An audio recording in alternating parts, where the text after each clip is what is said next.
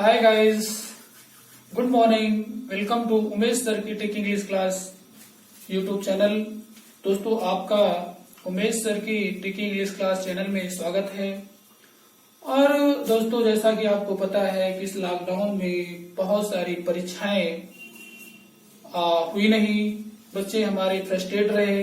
कैसे एग्जाम को और बैठने से काम नहीं बनेगा दोस्तों।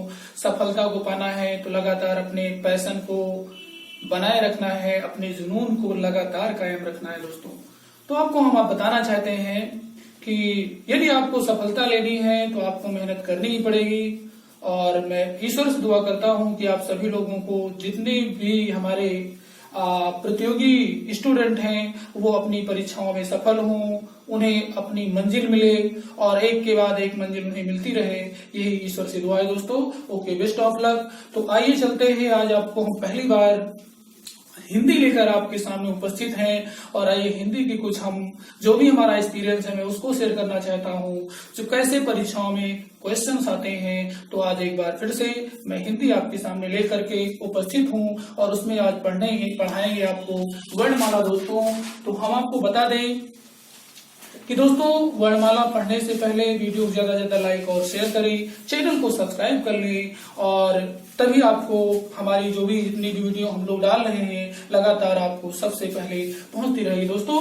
तो आइए देखते हैं। सबसे पहले हम वर्णमाला के बारे में जानते हैं। वर्णमाला की बात करें दोस्तों तो वर्णमाला हमारे कितने होते हैं? टोटल 52 होते हैं दोस्तों। कितने होते हैं? 52 होते हैं हमारे वर्णमाला, 52 होते हैं। इनमें से कहता है 11 हमारे स्वर होते हैं और 41 हमारे व्यंजनों के अंतर्गत आते हैं, जिसके बारे में हम आपको बताने चल रहे हैं। आइए देखते हैं दोस्तों। तो हम आपको बता दें कि यदि आपकी परीक्षा में कभी भी आ जाए कि स्वरों की संख्या कितनी होती है, तो हमारे भैया लोगों को 11 ऑप्शन पे हिट कर देना है कि स्वरों की संख्या कितनी होती है। तो स्वरों की संख्या में वो क्वेश्चन आता है कंपटीशन में, किसी भी एग्जाम में, चाहे वो जैसा भी एग्जाम हो, चाहे वो आपका एसएससी हो और चाहे आपका यूपीएससी हो, चाहे वो यूपीएससी हो, किसी भी एग्जाम में यूपीपी हो और जो भी जितने भी एग्जाम होते हैं कंपटीशन, उन सब में आने वाला क्वेश्चन। तो क्वेश्चन क्या पूछ सकता है कि स्वरों की संख्या कितनी होती है। तो दोस्तों आपको बता दें, जिसमें 11 ऑप्शन हो उसमें मारिएगा, गिन लीजिएगा 1 2 3 4 5 6 7 8 9 10 11, यानी 11 दोस्तों। कितनी होती है दोस्तों? 11 होती है। लेकिन अगर यहीं पर पूछ लेता है कि बताइए कुल स्वरों की संख्या कितनी होती है, तो दोस्तों ऑप्शन आपको 11 नहीं, आपको 13 पे मानना पड़ेगा। उसमें जो है अंग और आहा को जोड़ लिया गया है। तो आपको किस पर मानना पड़ेगा दोस्तों? 13 पे मानना पड़ेगा। किस पर मानना पड़ेगा? 13 पे मानना पड़ेगा। जब आपको ये पूछता है कि कुल स्वरों की संख्या कितनी है, तो 13 होगी दोस्तों। आप 13 पे मारने की कोशिश करें, उसमें अंग आहा और बढ़ा लीजिएगा तो आपके कितने हो जाएंगे? 13 हो जाएंगे। अगर ऐसे जनरल पूछता है कि स्वरों की संख्या कितनी है, तो दोस्तों आपको 11 पे मारना पड़ेगा। एक क्वेश्चन और आता है कि मात्राएं कितनी होती दोस्तों? मात्राएं कितनी होती हैं? तो मात्राओं की बात करें तो आपका ये छोटा आ हट जाएगा, सिर्फ जो बचेंगी वो मात्राएं होंगी। तो आपको ऑप्शन में मानना होगा बड़ा आ की मात्रा, बड़ी छोटी की मात्रा, बड़ी की मात्रा, छोटे ओ की मात्रा, बड़े ओ की मात्रा, ऋषि की मात्रा, ए की मात्रा, आय की मात्रा, ओ की मात्रा, औ की मात्रा। मतलब कुल मिला के आपको 1 2 3 4 5 6 7 8 9 10, यानी आपको मारना पड़ेगा जिस पर 10 ऑप्शन लिखा होगा उसी पे आपको मार देंगे, तो वही हमारा आंसर होगा दोस्तों। और एक बात मैं आपको और बताना चाहता हूं कि ये क्वेश्चन आ सकता है कि बताइए पूर्व में स्वरों की संख्या कितनी थी। तो पूर्व में स्वरों की संख्या कितनी होगी? पूर्व में स्वरों की संख्या बता दें तो पहले ये 11 थे, 11 में 3 और जोड़ दिए गए। वो 3 कौन कौन से हैं दोस्तों?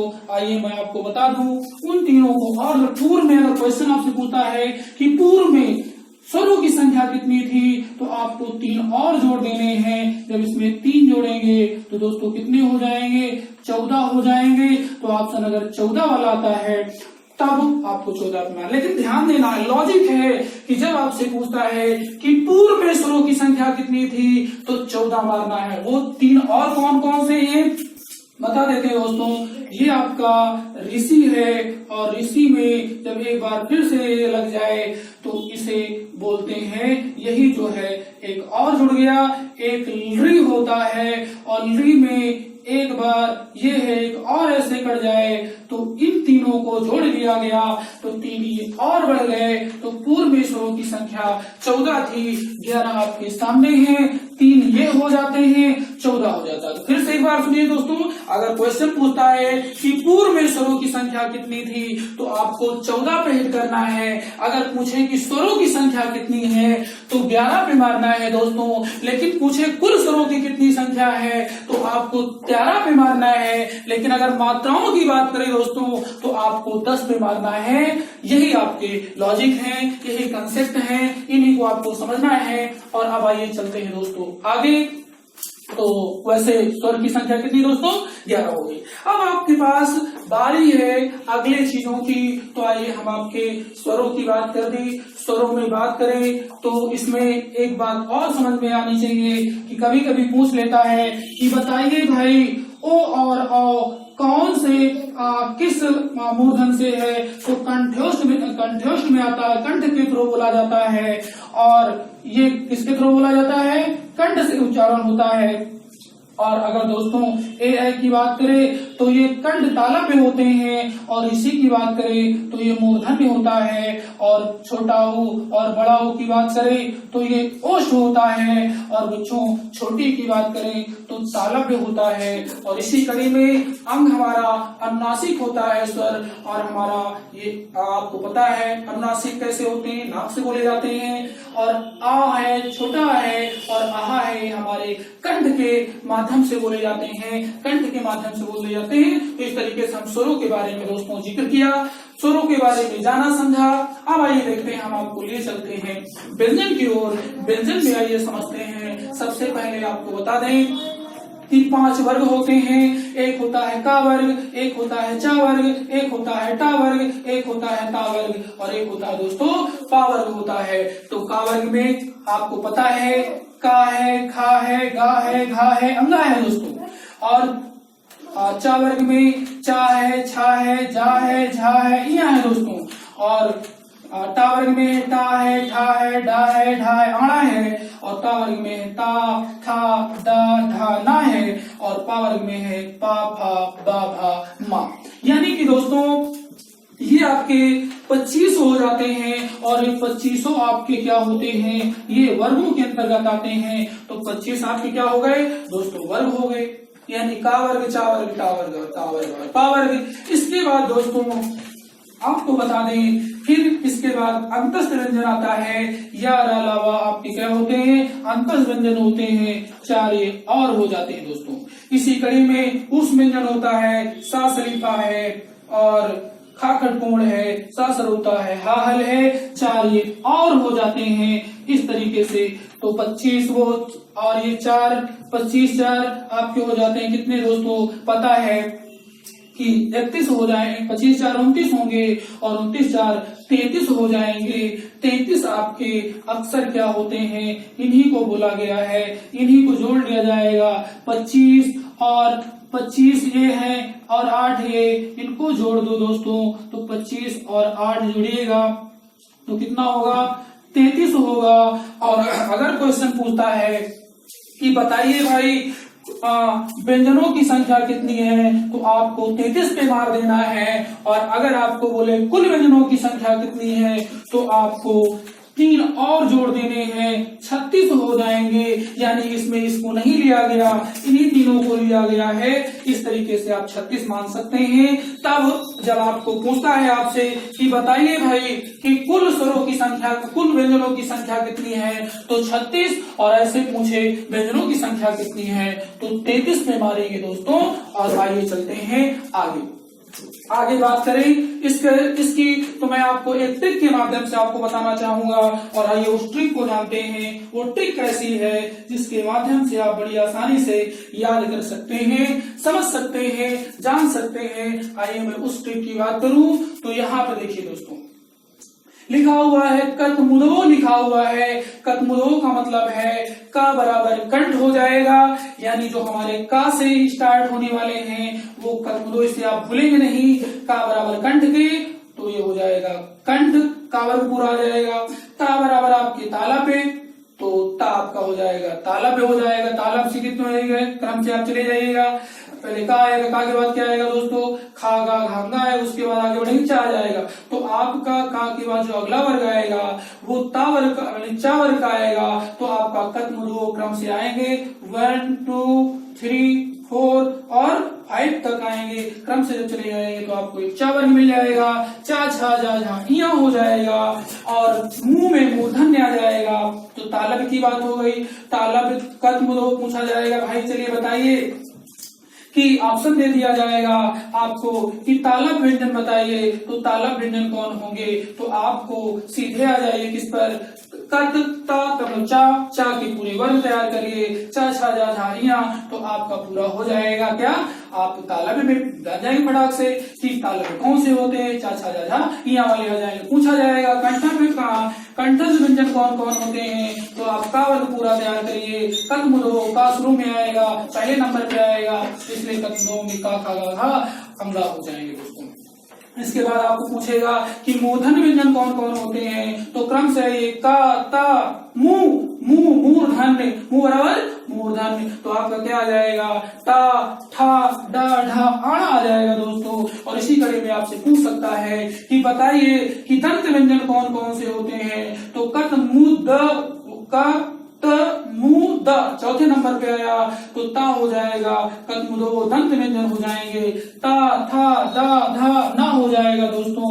और इसी कड़ी में आपसे पूछ सकता है कि बताइए ओष्ठ व्यंजन कौन कौन से होते हैं, तो ओ बराबर का ता मु दा ओ ओष्ठ आ जाएगा। और ओष्ठ में कौन होगा, पा हो जाएगा, फा हो जाएगा, बा हो जाएगा, भा हो जाएगा और आपका दोस्तों माँ हो जाएगा। इस तरीके से कतमुदो हो जाएगा। कतमुदो आपका ओके हो जाएगा। कतमुदो से आप कंठ, ता बराबर कंठ के, ता बराबर तालब के, मु बराबर मूर्धन के, दा बराबर दंत के, ओ बराबर ओष्ठ के।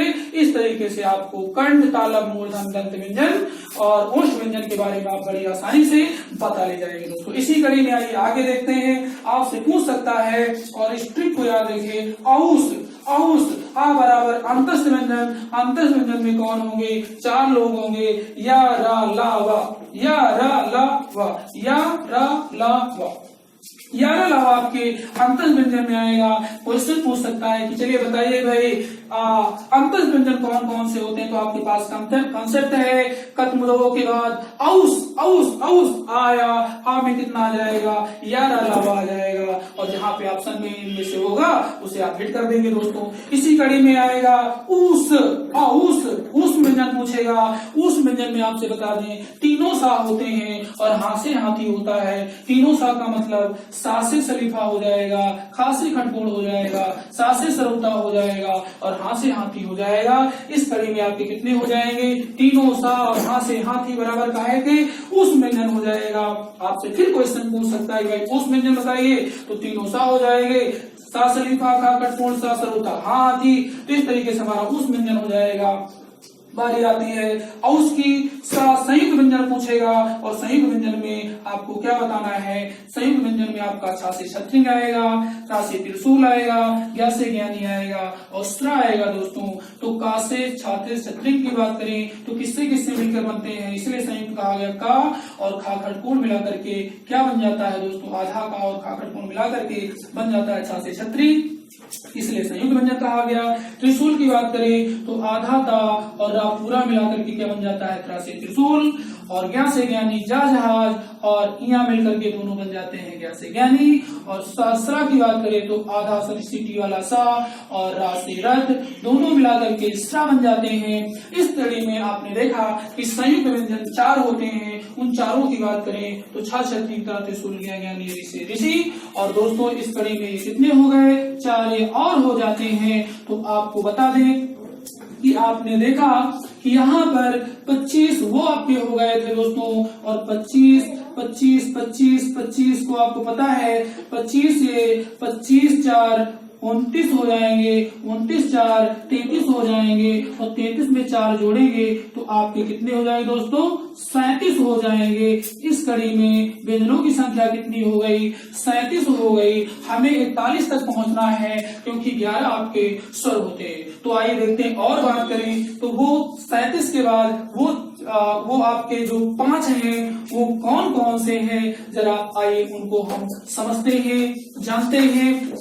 उनकी बात करें तो दोस्तों यहाँ पर आपके पास आ रहे हैं, एक बार फिर से 25 आपके पास ऑलरेडी है। 25 में 4 3 12 12 और जोड़ देंगे, 25 12 आपके हो जाएंगे 37। 37 के बाद हम आगे चलते हैं, जरा देखते हैं वो कौन सी चीजें हैं जिनके बारे में हमें समझना है। और अनुस्वार की बात करें, अनुस्वार में दोस्तों अनुस्वार या चंद्र बिंदु में से किसी एक को जोड़ना है। या का मतलब होता है अथवा, जैसे आपने सुना है या तो आप बैठ जाइए या तो खड़े हो जाइए, आइदर सिट डाउन और स्टैंड अप, उसमें से एक ही काम संभव है। या तो आप बैठ ही लीजिएगा दोस्तों या तो खड़े ही हो लीजिएगा। तो इसका मतलब हुआ अंग अहा में अंग और चंद्र बिंदु में से किसी एक को जोड़ना है। तो इस कड़ी में कितने हो जाएंगे आपको पता है, इस कड़ी में कितने हो जाएंगे बात करें तो इसमें कितने हो जाएंगे दोस्तों, जरा देखिएगा। अगर इनकी बात करें तो अंग में से और आहा में से एक और जोड़ेंगे, ये हो जाएगा 38 हो जाएगा। 38 की बात करें तो आगे आहा को जोड़ेंगे, ये विसर्ग है, आहा हमारा 38 से एक हो जाएगा 39। और 39 के बाद हम 2 और जोड़ेंगे, 2 कौन से हैं, ये आपका द्विगुण व्यंजन है जिसे उत्सित व्यंजन कहते हैं। इन दोनों को जोड़ लिया जाएगा तो आपके पास 39 पहले से हैं, इनमें से एक जोड़ना था, अंग और चांद में से कोई एक जोड़ना है, इसको हम समझा चुके हैं। तो 37 और एक 38, आहा को जोड़ेंगे विसर्ग हो जाएगा 39 और ये आपका एक 40 और ये दोस्तों 41। यानी इस तरीके से आपके कितने हो जाएंगे, 41 आपके क्या हो जाएंगे, 41 आपके व्यंजन हो जाएंगे दोस्तों। जरा फिर से देखिएगा कैसे जानेंगे कि 41 व्यंजन है। 5 आपके वर्ग हो गए, 5 क्या हो गए वर्ग, 5 5 25 हो जाएगा। 25 के बाद 25 4 आपके क्या हो गए, अंतस व्यंजन हो गए। 4 आपके क्या हो गए, उस व्यंजन हो गए। 4 आपके क्या हो गए दोस्तों, संयुक्त व्यंजन हो गए। तो 25 और 4 3 12, 25 12 कितने हो जाएंगे दोस्तों, जोड़ेंगे 37 हो जाएंगे दोस्तों। इसके बाद फिर क्या करेंगे, आहा आपका आता है 37 से 38 और इसके बाद अंग और चांद में से कोई एक जोड़ना है, 38 से 39 हो जाएगा, मीन हो जाएगा 39 हो जाएगा। और उसके बाद आप दा के नीचे बिंदिया डालेंगे और एक ढा लिखेंगे, ढा के नीचे बिंदी 2 ही मिल जाएंगे। तो 39 + 2 कितने हो जाएंगे, 41 हो जाएंगे। यानी इस तरीके से आपके व्यंजनों की संख्या कितनी हो गई दोस्तों, 41 हो गई। 41 से 11 आपके स्वर दोनों मिला के कितने हो गए, 52 हो गए। इस कड़ी में हमारे वर्णमाला कितने हो जाते हैं, 52 दोस्तों हो जाते हैं।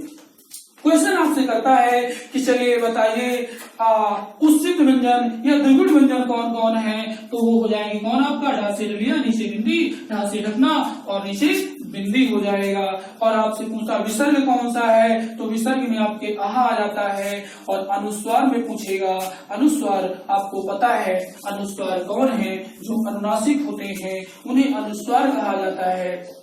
उसमें आपको मालूम है यही सब अनुस्वार के अंदर जाते हैं, अनुनासिक में आते हैं। वो अनुस्वार आपके सामने हैं। या चंद्र बिंदु की बात करें तो चंद्र बिंदु लग जाता है, उसी को ही क्या बोलते हैं, उनमें से 2 में से किसी एक को चुनना है। और ये आपके क्या हो जाएंगे दोस्तों, अनुस्वार या चंद्र बिंदु। इन्हीं को और या विसर्ग को, इन्हीं दोनों को मिला करके इसे अयोगवाह भी कहा जाता है। क्या कहा जाता है दोस्तों, अयोगवाह कहा जाता है। फिर दोस्तों एक बात और आपसे क्वेश्चन करता है कि चलो बताओ कि अल्प प्राण और महाप्राण कौन कौन होते हैं दोस्तों। तो हम आपको बताना चाहते हैं कि अल्प प्राण महाप्राण की बात करें तो कौन कौन से होते हैं दोस्तों। अल्प प्राण महाप्राण की बात करें तो पहला विषम, फिर यहाँ पे तीसरा और पांचवा अक्षर हमारा अल्प प्राण में आता है वर्गों का।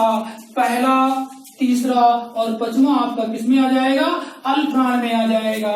मतलब का, गा, अंगा आपके अल्प प्राण में आ जाए। कौन कौन से दोस्तों आएंगे अल्प प्राण, पहला, तीसरा, पांचवा अल्प प्राण में आएगा। क्वेश्चन पूछ सकता है कि अल्प प्राण बताइए, अल्प प्राण को आपको अल्प प्राण आना चाहिए, पहला वर्ग आना चाहिए, तीसरा वर्ग आना चाहिए, और सॉरी पहला का पहला वर्ग मतलब वर्ग का पहला, और यदि इसको विषम कह सकते हैं, वर्ग का तीसरा वो भी विषम, और वर्ग का पांचवा वो भी विषम। यानी कि आपको अल्प प्राण की बात करें तो अल्प प्राण कौन कौन होंगे, ये आपके हो जाएंगे का, चा, टा, ता, पा हो जाएगा। उसके बाद अल्प प्राण की बात करें तो गा, जा, डा, दा, बा हो जाएगा। और अल्प प्राण की बात करें तो अंगा, हिया, आड़ा और ना और मा हो जाएंगे। ये आपके अल्प प्राण के अंतर्गत आएंगे दोस्तों। और फिर क्वेश्चन पूछ सकता है आपसे कि चलो बताओ भाई महाप्राण कौन कौन से होते हैं। तो महाप्राण में दोस्तों विषम को लेंगे, दो लेंगे और चार लेंगे, यानी विषम को नहीं दोस्तों, सारी सम को लेंगे। जो सम आएंगे वही हमारे क्या हो जाएंगे और महाप्राण हो जाएंगे। महाप्राण की बात करें तो खा, खरगोश, छा, छड़ी और ठठ, ठेरा, था, थन और फाफल हो जाएगा। और महाप्राण में घा, घड़ी, झा, झन्ना, ढा, ढक्कन और फिर धावती हो जाएगा। ये हमारे किसमें हो जाएंगे दोस्तों, महाप्राण के अंतर्गत आएंगे, महाप्राण में आ जाएगा। फिर क्वेश्चन आपसे पूछ सकता है दोस्तों कि बताइए अघोष और सघोष कौन कौन से होते हैं। तो अघोष की बात करें तो दोस्तों अल्प यानी पहले और दूसरे को अघोष कहते हैं। किसको कहते हैं अघोष, का और खा को, यानी वर्ग का का, खा, चा, छा, टा, ठा, ता, था और पापा हमारे किसमें आते हैं, अघोष में आ जाते हैं। यानी ये हमारे क्या है दोस्तों, ये सभी हमारे अघोष के अंतर्गत आएंगे। और आपसे पूछेगा भाई बताइए सघोष कौन होते हैं। तो तीसरा, चौथा, पांचवा वर्ग का तीसरा, चौथा, पांचवा अक्षर हमारा जो है वो सघोष का होता है। कभी कभी घोष पूछ लेगा, पूछे यानी सघोष बराबर किसके होता है, सघोष बराबर घोष के होता है। तो आपसे कभी कभी क्वेश्चन पूछ सकता है कि चलो बताओ सघोष और घोष कौन कौन से वर्ण होते हैं। ऑप्शन दे देगा तो आपको पता होना चाहिए कि गा यानी तीसरा, चौथा, पांचवें अक्षर को सघोष या घोष के नाम से कॉल करते हैं दोस्तों। और इसी कड़ी में आपको पता है कि गा, घा अंगा हो जाता है, जा, झा इया है, दा, ढा आड़ा है, ता, था और दा, धा ना है, यानी दा, धा ना है और बा, भा मा है दोस्तों। तो हम लोगों ने बड़े ही जतन से तैयार किया, यानी कि आपको पता चल गया कि सघोष घोष किसे कहते हैं, तीसरे, चौथे और पांचवें अक्षर वर्गों के तीसरे, चौथे, पांचवें अक्षर को अघोष अथवा सघोष के नाम से कॉल करते हैं। तथा पहले और दूसरे वर्गों के पहले और दूसरे अक्षर को अघोष कहते हैं दोस्तों। और इसी कड़ी में हम आपको लिए चल रहे हैं दोस्तों। आइए देखते हैं वो क्या चीजें हैं जिनके बारे में हमें जानना बेहद जरूरी है। तो हमने आपको बड़े ही विस्तार से और बड़े ही जतन से समझाने की कोशिश की दोस्तों। तो आपने अघोष जान लिया, सघोष, घोष जान लिया। और आगे बात करें तो हम आपको बात करना चाहते हैं कि अल्प प्राण महाप्राण के बारे में जान लिया। पहला यानी विषम, तीसरा विषम और पांचवा यानी जितने विषम है वर्गों में विषम आने वाले वो हमारे क्या होते हैं, अल्प प्राण होते हैं। और हमारे सम आने वाले वो हमारे महाप्राण होते हैं। और बारी का है कि अघोष की है तो वर्गों का पहला और दूसरा अक्षर हमारा अघोष होता है। वर्गों में तीसरा, चौथा, पांचवा अक्षर हमारा क्या होता है दोस्तों, वो होता है सघोष होता है दोस्तों। तो आइए हम आपको आगे ले चलते हैं, आगे क्या चीजें हैं उनके बारे में जानते हैं। और इसी कड़ी में क्वेश्चन आ चुके हैं। क्वेश्चनों की बात करें, परीक्षा में जो क्वेश्चन आया है, वीडियो की बात करें, पिछली बार वीडियो में क्वेश्चन आया था, हिंदी में पूछा गया था कि बताइए मात्राओं की संख्या, हिंदी में मात्राओं की संख्या कितनी है। तो जिन बच्चों ने 13 पे मार दिया, जिन बच्चों ने 14 पे मार दिया, जिन बच्चों पे 12 पे मार दिया, 11 पे मार दिया दोस्तों, वो हो गए थे गलत। जिन बच्चों ने मारा था 10 पे, उसका हुआ था सही और बाकी का हो गया था दोस्तों गलत। माइनस मार्किंग है और माइनस मार्किंग में दोस्तों 2 नंबर का क्वेश्चन है तो आपके आधे नंबर चले जाएंगे, यानी कि 1/4 अगर है तो आपके बचेंगे मतलब 2 नंबर वो चले गए और आपके जो 0.5 और नंबर जाएंगे। इस तरीके से 2.5 नंबर आपके खत्म हो जाएंगे दोस्तों। इस कड़ी में आपको ध्यान देना है। फिर मैंने एक एग्जाम दिया था JST का, वहां पे आया था कि बताइए भाई स्वरों की संख्या कितनी होती है। तो स्वरों की संख्या पे लोगों ने मारा, किसी ने 10 पे मार दिया, किसी ने 13 पे मार दिया, किसी पे 12 पे मार दिया। तो अधिकतर लोग 13 पे मारते हैं, लेकिन दोस्तों कौन सही है? 11 सही है। जब 11 पे मारेंगे तो आपका उत्तर हो जाएगा, लेकिन बालक पे मारेंगे तो गलत हो जाएगा दोस्तों। और इसी कड़ी में और बात करें, कभी एक बार परीक्षा में आया कि बताइए भाई पूर्व में स्वरों की संख्या कितनी थी। तो पूर्व में स्वरों की संख्या मैंने आपसे बताया था 14 थी, 3 और जोड़ लिए गए। इस तरीके से संख्या कितनी हो गई दोस्तों? 14 हो गई। आगे बात करें इन्हीं पर तो अभी चर्चाएं जारी रखेंगे। तो दोस्तों और भी चर्चा अभी इस पर बराबर जारी है। फिर क्वेश्चन आया हुआ आपको बता दें, क्वेश्चन एसएससी में आए हुए, एसएससी में भी आता है, हर कहीं किसी भी परीक्षा में आ सकता है, क्वेश्चन पूछ सकता है। जरा देखते हैं वो क्या है। क्वेश्चनों की बात करें दोस्तों तो क्वेश्चन में आया था मूर्धन्य वर्ण कौन सा है। ऑप्शन दे दिया गया दोस्तों, कौन सा पूछा गया? मूर्धन्य वर्ण कौन सा है और ऑप्शन दे दिया जाता है मूर्धन्य वर्ण कौन सा है। ऑप्शन दिया जाता है द, क्या दिया जाता है दोस्तों?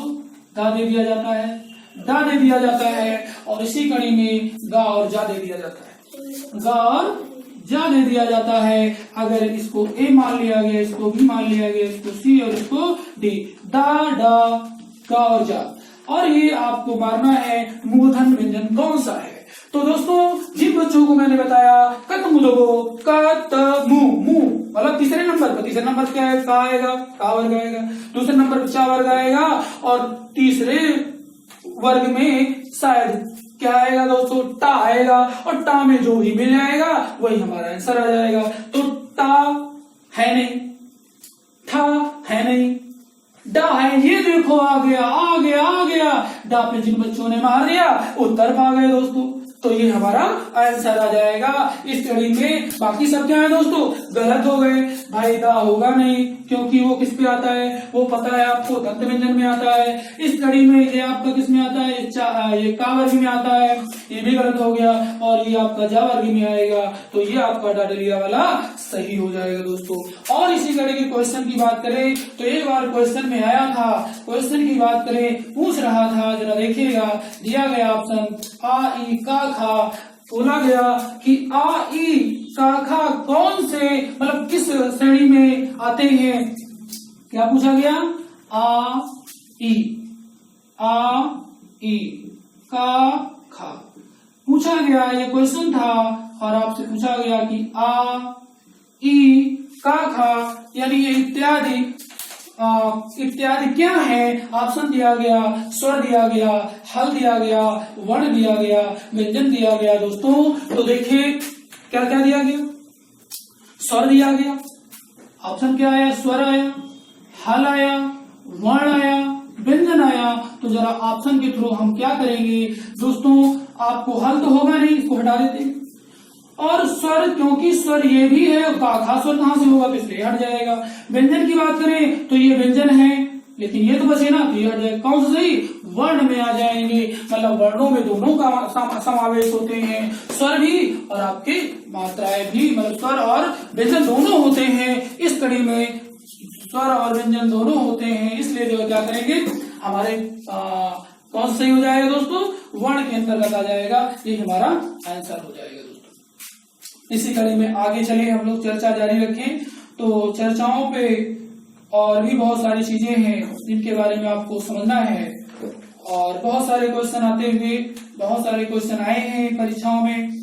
फिर पूछा गया दोस्तों कि चलिए बताइए, ऑप्शन दिया गया और इसमें दे दिया गया, तीनों दे दिए गए। क्या दिया गया, जरा ध्यान से सुनिएगा। तीनों सा दे दिए गए, तीनों सा दे दिए गए, सा शरीफा, खा खटकोर, सा सरौता, हा हल। और ये आपका क्वेश्चन है और ऑप्शन दिया जाता है, पूछा जाता है इसमें कि बताइए कि इसमें से किस प्रकार के व्यंजन हैं। तीनों सा और हा से हाथी, सा शरीफा, खा खटकोर और दोस्तों सा सरौता, हा से हाथी, 21 प्रकार के व्यंजन हैं। और ऑप्शन दिया गया, ऑप्शन जरा देखते हैं। एक बार दिया गया नासिक, और एक बार दिया गया अंतस्थ, एक बार दिया गया स्पर्श, और एक बार दिया गया दोस्तों ऊष्म। यानी ऑप्शन है ए ऊष्म है, एक दिया गया अंतस्थ, अंतस्थ, और एक दिया गया स्पर्श, और एक दिया गया दोस्तों, वो क्या ऑप्शन में था, कुछ भी मान लेते हैं, वो नासिक के व्यंजन दिया गया। तो आपको पता है नासिक के, तो इसमें से कौन सा ऑप्शन सही होगा दोस्तों, आपको जैसा कि आपको पता है कतमुदो और औस, औस में आते हैं आ से, आपको पता है औस में यार अलावा आ जाएगा, उस में आ जाएगा ऊ में क्या आ जाएगा, तीनों सा, और हा से हाथी, और उसके बाद संयुक्त, सा बराबर संयुक्त औस हो जाएगा, इसलिए ऊ वाला सही होगा, उष्म हो जाएगा, यही हमारा आंसर आ जाएगा। तो ट्रिक के माध्यम से आप फटाफट हल कर सकते हैं, ट्रिक का सहारा ले सकते हैं दोस्तों।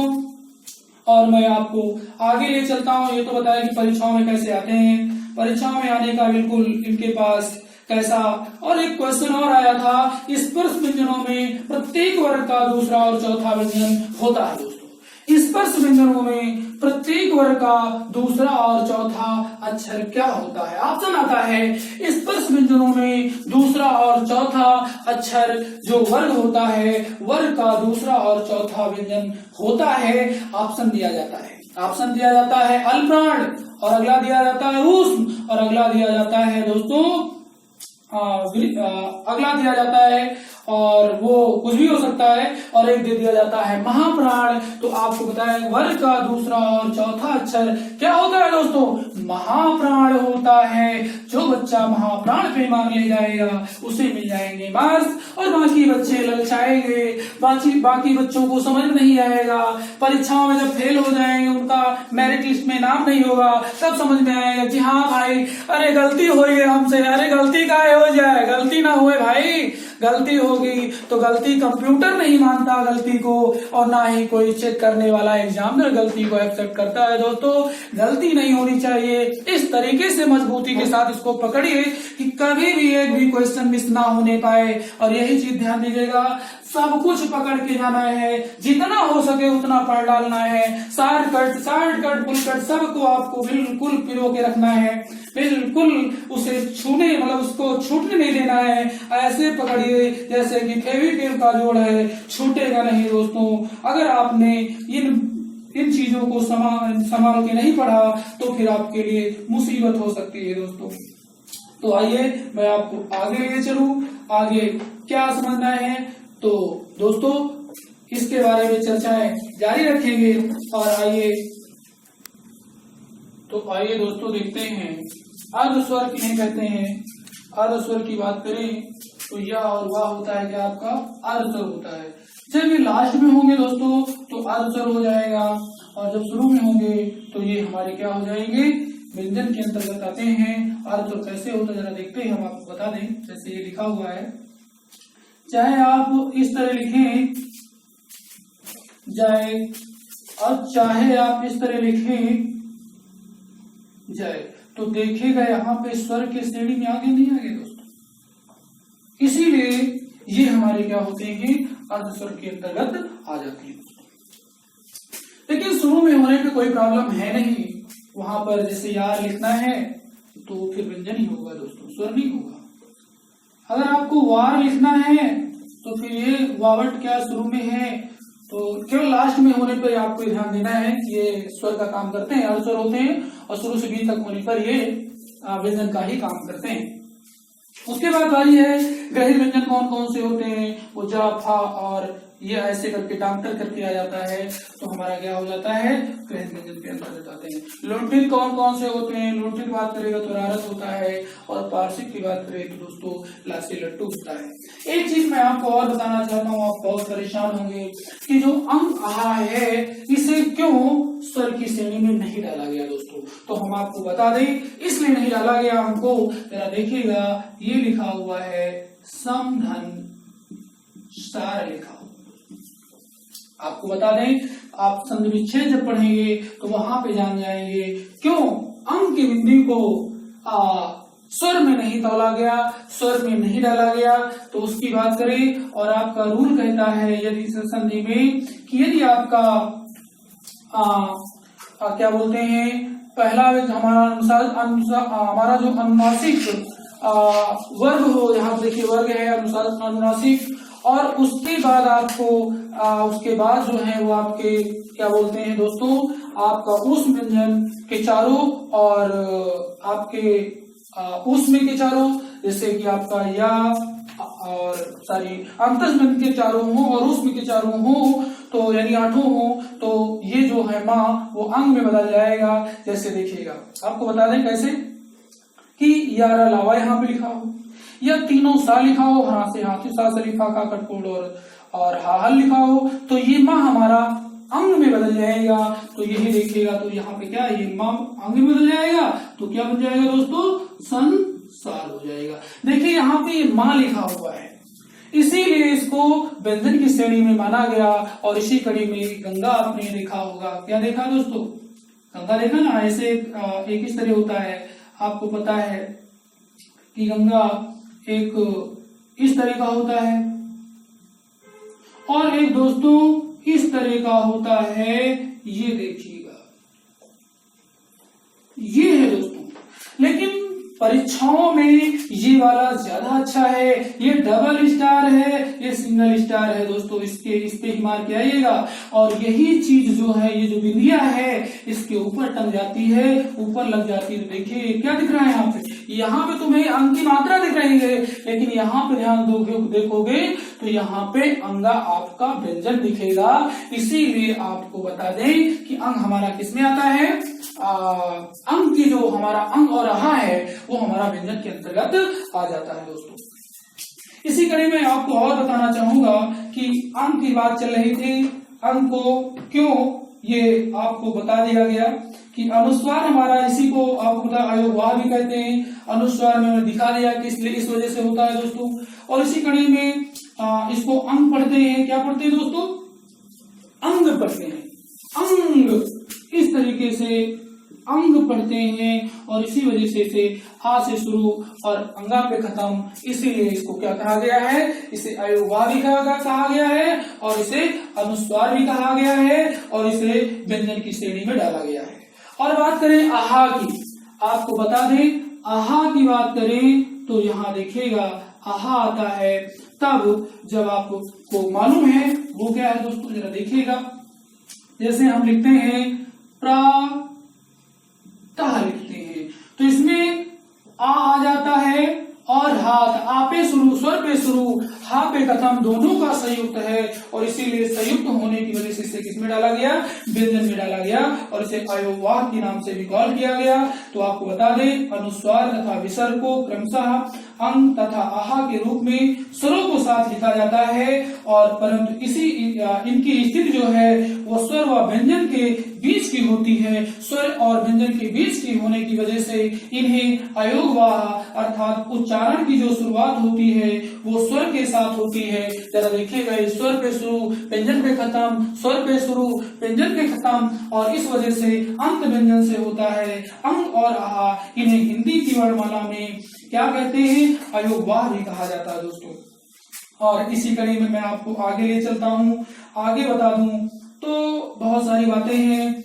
एक चीज और मैं ऋषि के बारे में बताना चाहता हूँ, ऋषि क्या होता है, ऋषि के बारे में जानकारी लेते थे दोस्तों। ऋषि सच में क्या है, कभी कभी क्वेश्चन आ सकता है कि बताइए